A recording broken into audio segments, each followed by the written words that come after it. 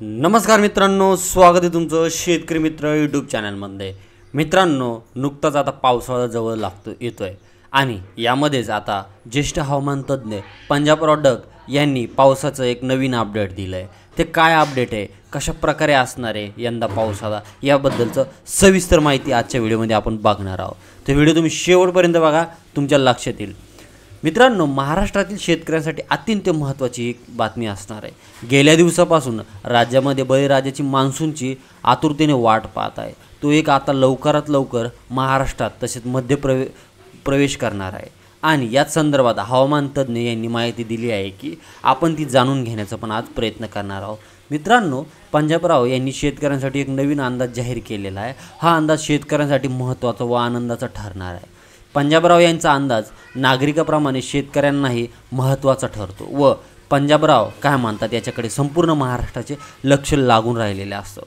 महाराष्ट्रामध्ये कोणत्या तारखेपर्यंत पूर्व मोसमी पाऊस पडणार या संदर्भात सविस्तर माहिती दिली आहे। मित्रांनो, ज्येष्ठ हवामान तज्ञ पंजाबराव यांनी दिलेल्या माहितीनुसार 22 मार्चला मान्सूनचे अंदमान येथे आगमन झालेले आहे।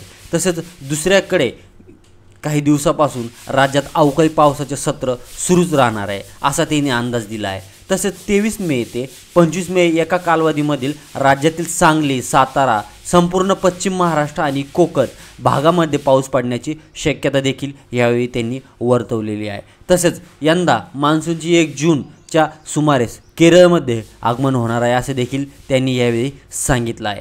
पंजाबराव यांनी दिलेल्या माहितीनुसार केरळमध्ये 1 जून रोजी आगमन झालेल्या बरोबर महाराष्ट्रामध्ये पूर्वमोसमी पावसाला सुरुवात होणार आहे।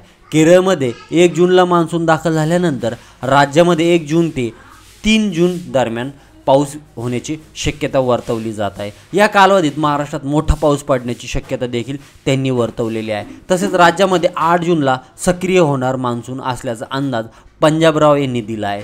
त्यांनी सांगितलं की यंदा मान्सून महाराष्ट्रामध्ये लवकरच आगमन होणार आहे, मात्र बंगालच्या उपसागरामध्ये तयार झालेल्या चक्रीवादळामुळे मान्सून थोडासा लांबीवर पण जाऊ शकते। तसेच यंदा 8 जूनला महाराष्ट्रात मान्सून सक्रिय होणार, यामुळे शेतकऱ्यांसाठी एक आनंदाची बातमी राहणार आहे। कारण गेल्या दिवसापासून ज्या पावसाची आपण आतुरतेने शेतकरी वर्ग वाट पाहत आहेत, तो मान्सून आता लवकरच महाराष्ट्रामध्ये सक्रिय होणार आहे। त्यामुळे आता शेती कामांना वेग आल्याचं दिसून येत आहे व शेतकरी राजा शेतामध्ये शेतीचे काम करताना पण दिसू लागला आहे। तर मित्रांनो, अशा प्रकारे आता मान्सून आपल्या महाराष्ट्रामध्ये दाखल होणार आहे। तर मित्रांनो, माहिती कशी वाटली कमेंट करून नक्की कळवा आणि तुमच्या इथे सध्या चक्रीवादळाचा पाऊस पडला का याचं पण कमेंट करून आम्हाला नक्की सांगा। धन्यवाद।